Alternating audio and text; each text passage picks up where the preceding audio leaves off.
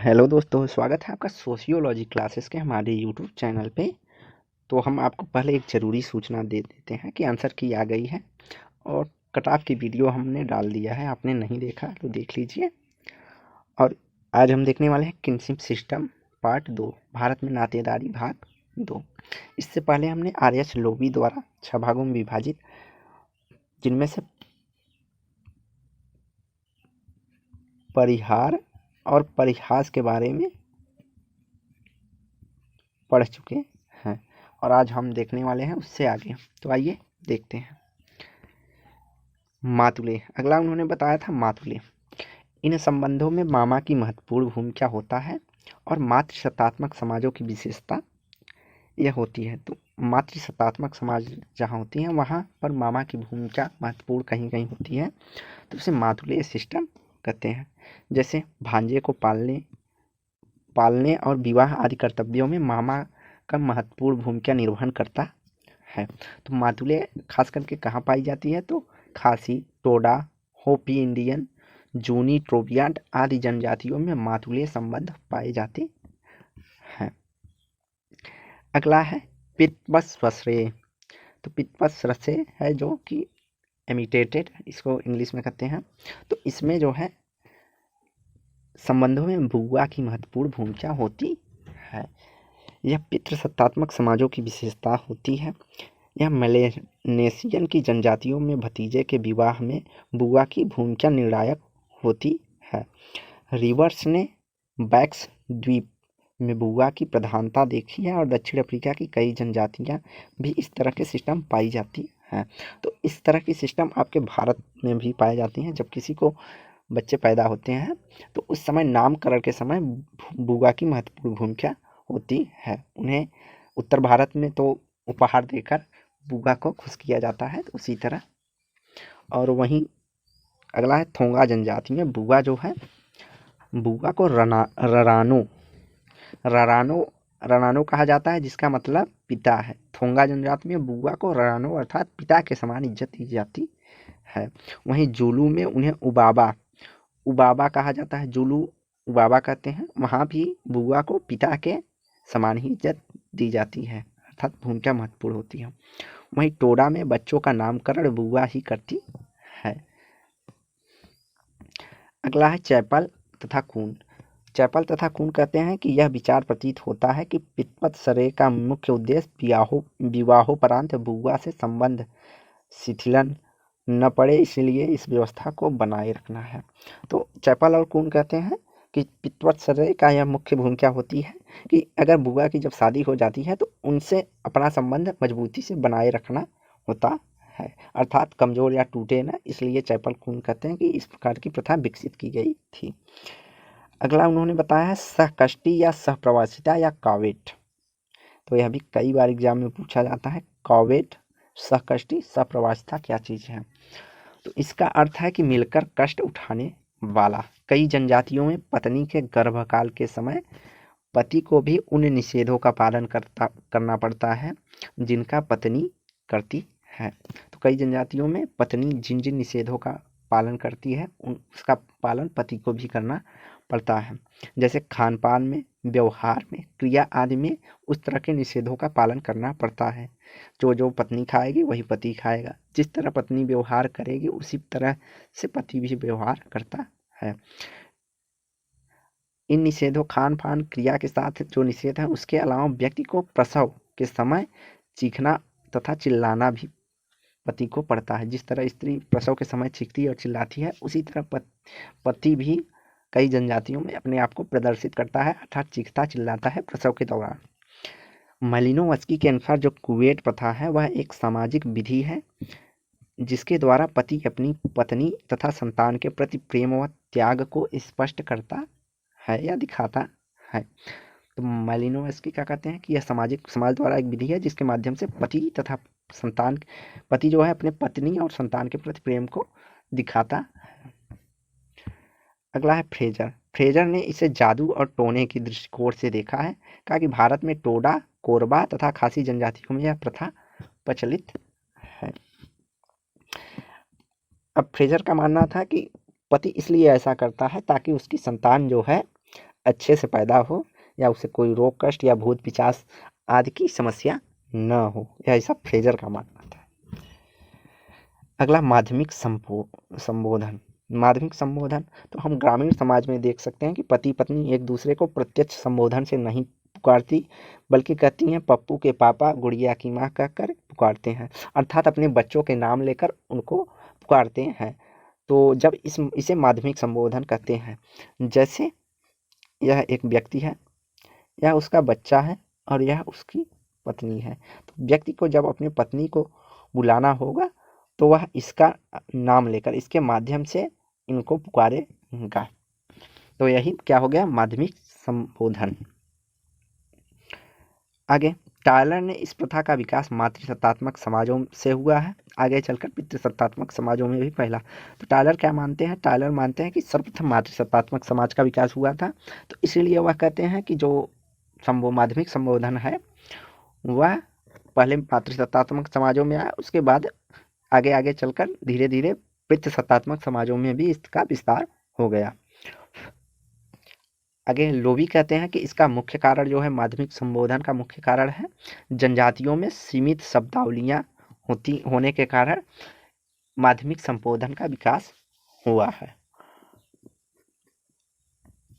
उत्तर भारत, थारू उत्तराखंड, खासी असम, ऑस्ट्रेलिया, उत्तरी Siberia, Malaya, New Guinea, बाटू जनजातियों में पाया जाता है। तो उत्तर भारत में सर्वाधिक यह प्रचलित प्रथा है। अगला है रॉबिन फॉक्स। रॉबिन फॉक्स जो है, उन्होंने नातेदारी के 4 सिद्धांतों पर चर्चा की है, जिसे उन्होंने बताया कि महिलाएं बच्चों को जन्म देती हैं, अर्थात जेस्टेशन। दूसरा वो कहते हैं पुरुष महिलाओं को गर्भधारण करने का कार्य करता है या करवाता है, तो इम्प्रोजेनेशन, इसको है जेसेशन, और इसको कहते हैं इम्प्रोजेनेशन। और पुरुष के पास नियंत्रणात्मक अधिकार होते हैं या डोमिनेशन। वहीं नज़दीकी रक्त संबंधी एक दूसरे से यौन संबंध नहीं रखते हैं, निषेध। एक सत्ता की बात करते हैं कि सत्ता की वजह से नातेदारी की उत्पत्ति हुई है। दूसरा यह निषेध की चर्चा करते हैं, कौन, रॉबिन फॉक्स। तीसरा वह प्रजनन की बात करते हैं, और पहला वह जनन। इन सिद्धांतों की चर्चा उन्होंने की है।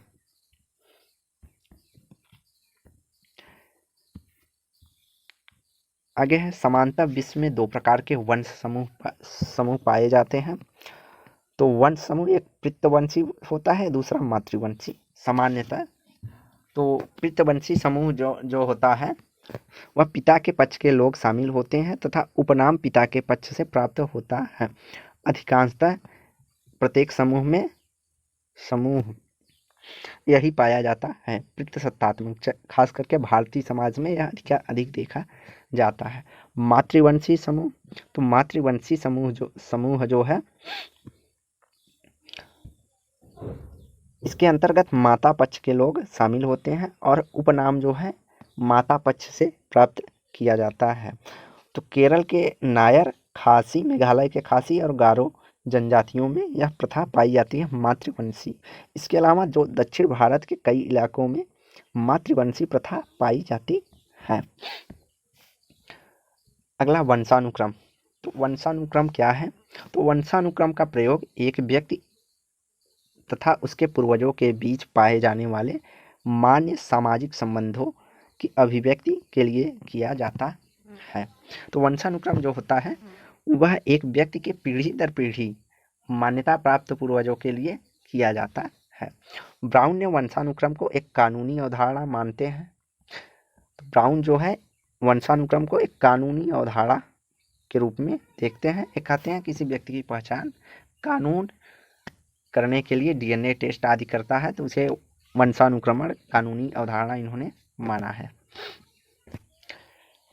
जीपी मॉर्डॉक। तो जीपी मॉर्डॉक जो है वंशानुगत पूर्णतः एक सांस्कृतिक सिद्धांत की ओर संकेत करता है, जिसका एक व्यक्ति को सामाजिक दृष्टि से एक विशिष्ट रक्त संबंधी बंधुत्व से जोड़ा जाता है।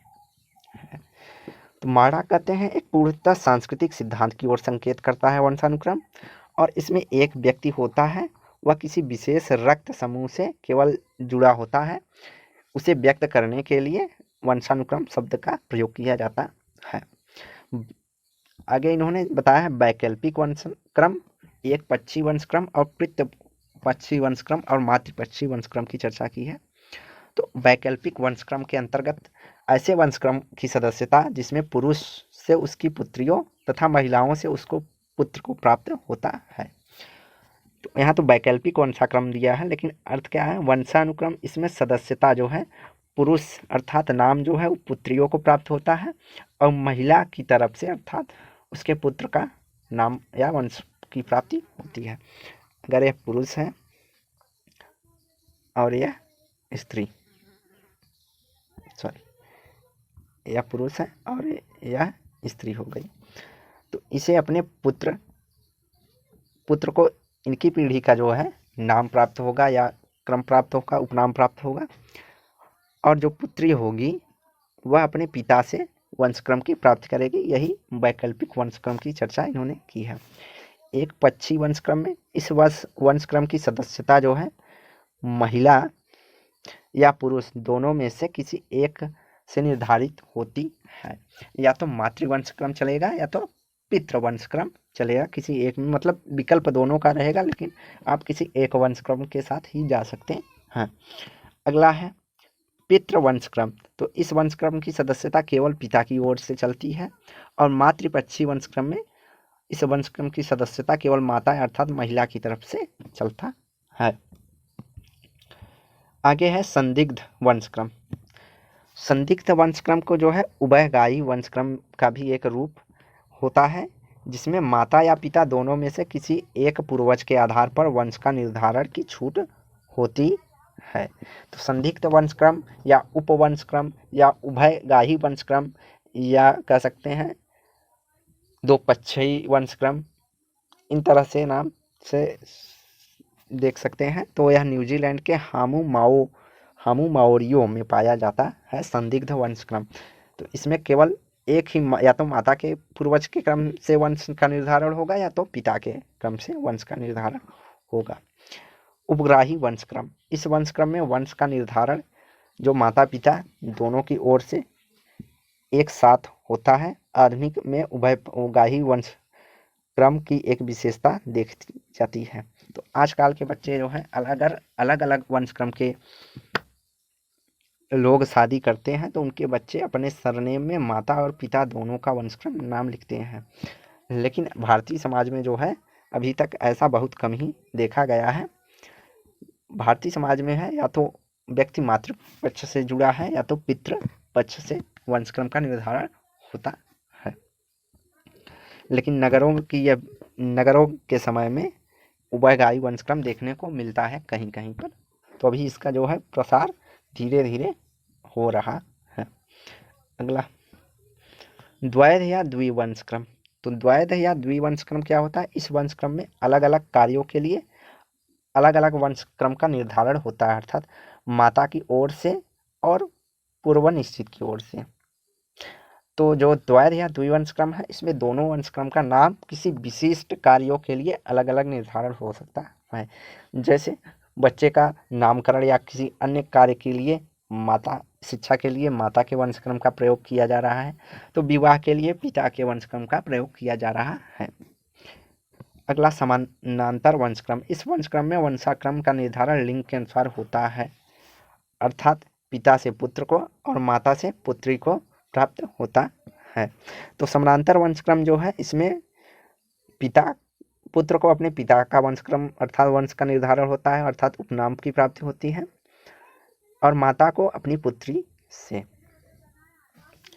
जैसे पिता अगर मौनस है और माता जो है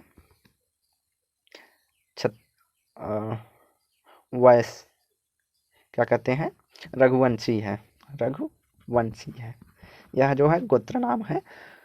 तो अगर जो पुत्र पैदा होगा तो पुत्र को अपने पिता की तरफ से मौनस का वंशक्रम प्राप्त होगा, अर्थात वह अपना उपगोत्र या उपनाम जो है मौनस लिखेगा।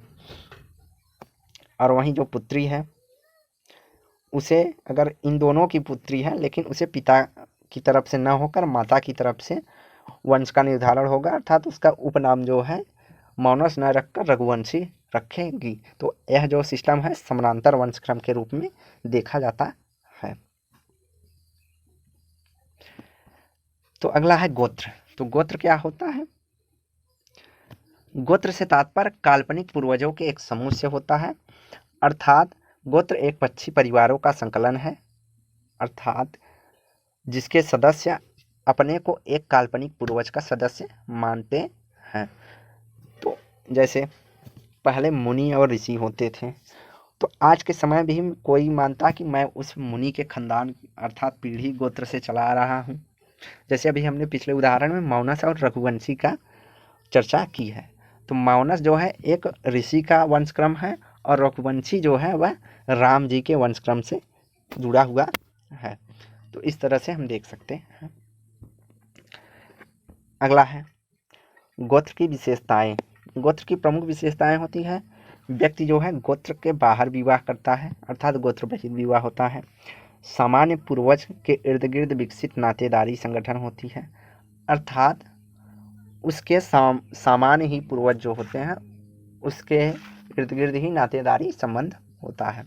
यह एक पक्षी होता है। तो गोत्र जो है इसका निर्धारण एक पक्षी होता है, या तो माता के तरफ से होगा या तो पिता के तरफ से होता है। अगला है गोत्र की उत्पत्ति। तो गोत्र की उत्पत्ति जो है सामान्यतः गोत्र के किसी काल्पनिक पूर्वज से उत्पत्ति माना गया है, परंतु यह आवश्यक नहीं है कि वह पूर्वज मानव ही हो। जनजातियों में जो गोत्र है वह पशु, पक्षी, भेड़ आदि को भी मानते हैं। तो यही जो गोत्र की बात की है, तो इसी की चर्चा दुर्खिम भी करते हैं। उन्होंने कहा कि इसे टोटम की संज्ञा दी है। जो गोत्र है उसी को टोटम का, कई टोटम मिलकर गोत्र मिलकर टोटम बनाते हैं, ऐसा दुर्खिम कहते हैं। और कई जनजातियां जो है पशु, पक्षी, भेड़ की पूजा इसलिए कहते हैं कि वह अपने गोत्र का प्रतीक उनको मानती हैं। आगे है हिंदुओं में गोत्र द्विज वर्णों में पाया जाता है। द्विज वर्ण अर्थात ब्राह्मण और क्षत्रियों में गोत्र की प्रथा पाई जाती है। तो गोत्र की सर्वप्रथम चर्चा बौद्धयान नामक ग्रंथ में, जो कि 500 बीसी से 400 बीसी के बीच में हुआ था, मिलता है। यह गोत्र का अर्थ गाय से जन्मा। तो बौद्ध यान नामक ग्रंथ में जो गोत्र की चर्चा की गई है, तो उसे माना गया है कि जो गोत्र का जन्म हुआ है वह गाय से हुआ है। हिंदुओं में 7 गोत्र पाए जाते हैं। तो उनमें होता है भारद्वाज, कश्यप, अत्रि, जमदाग्नि, विश्वामित्र, वशिष्ठ। तो रघुवंशी जो है वशिष्ठ गोत्र से मिलता है, वशिष्ठ मुनि थे। तो रघुवंशी जो है वशिष्ठ मुनि से गोत्र की प्राप्ति की है, या उदाहरण के तौर पर हम जान सकते हैं। आगे है भातृदल। तो भातृदल क्या होता है? भातृदल को भारत में कुनबा, गोतिया, खानदान भी कहा जाता है। तो भातृदल से तात्पर्य है कि परिवारों का ऐसा समूह होता है जिसकी उत्पत्ति समान ज्ञात पूर्वजों से हुई है। ये सभी 4-5 पीढ़ियों से पहले ही परिवार में सदस्य थे। अब भातृदल को हम समझाते हैं आपको। जैसे ये हमारे दादाजी हैं, या हमारे दादाजी कई भाई हैं, मान लीजिए 4 लोग हैं। तो अब इनके मान लीजिए ये पुत्र हो गए, 1 2 3 4। तो ये पहले चारों दादाजी जो थे एक ही परिवार में रहते थे, लेकिन इनके जब पुत्र हुए तो यह सब अपने अपने परिवार अलग हो गए। तो जब ये अलग हो गए तो इन्हें हम भातृदल के रूप में समझेंगे। तो विवाह शादी आदि फंक्शन पे, जैसे अपने भारतीय समाज में पाया जाता है, विवाह शादी आदि फंक्शन पे जो दूर के या अपने पिता दादा के जो भी रिलेटिव रहते हैं उनको भातृ अर्थात भोज भात के लिए बुलाया जाता है। यह उसी तरह से हम समझ सकते हैं। अगला है अर्धांश, मोइटी। तो यह भी एक बार एग्जाम में पूछा गया था, जिसे कई लोगों ने नहीं समझ में आया कि ये अर्धांश होता क्या है। तो यह लगभग कोई पीसीएस या जैसे स्टेट पीसीएस या कोई एग्जाम में पूछा गया था कि अर्धांश या मोइटी क्या होता है, जीआईसी आदमी, तो इसे हम देखेंगे। तो एक जनजाति जो है जिसके गोत्र में दो भाग हो सकते हैं, तो जनजाति होती है, और जनजातियों के जो गोत्र हैं दो भागों में विभाजित होते हैं, वह विभाजित होकर संगठित होते हैं। मतलब विभाजन तो उनका हुआ रहता है, लेकिन वह संगठित किसी विशेष कार्य के लिए संगठित हो जाते हैं, अर्थात उनका द्विदल गठन हो जाता है। इस प्रकार के प्रत्येक दल, अगर एक ए दल हो गया, एक ए दल हो गया, ये पूरा टोटल है, इसे अगर आधे में विभाजित कर दिया जाए तो एक ए हो गया और एक ए हो गया। देखो जैसे ए मान लीजिए जनजाति का गोत्र है, अब इसे हम दो बराबर भागों में विभाजित करते हैं तो दो भाग में हो गया। तो इस प्रत्येक भाग को क्या कहेंगे हम, अर्धांश, और दोनों को मिला के हम क्या करेंगे, द्विदल, क्या कहेंगे, अर्धांश और द्विदल। तो इसे अलग अलग जनजातियों में अलग अलग नामों से जाना जाता है। जैसे बोड़ा जनजाति में अर्धांश दो प्रकार के होते हैं, ओटल तथा किल्लो। तो अर्धांश जो है इनका नाम क्या है, बोड़ा जनजाति में ओटल तथा किल्लो। वहीं राजगोंड में इसे पांडेन सांगा और सरपे सांगा कहा जाता है। तो यह दोनों बहिर्विवाही होते हैं, अर्थात दोनों अपने गोत्र के बाहर ही विवाह करते हैं।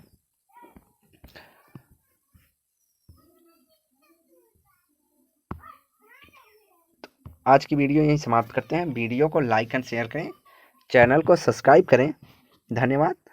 और डेली क्विज के लिए आप हमारे टेलीग्राम चैनल पर जुड़ सकते हैं, जिसका लिंक डिस्क्रिप्शन बॉक्स में प्रोवाइड करवाया जाता है। अगर आप प्रश्नों की सीरीज चाहते हैं तो वीडियो के नीचे कमेंट ज़रूर करें।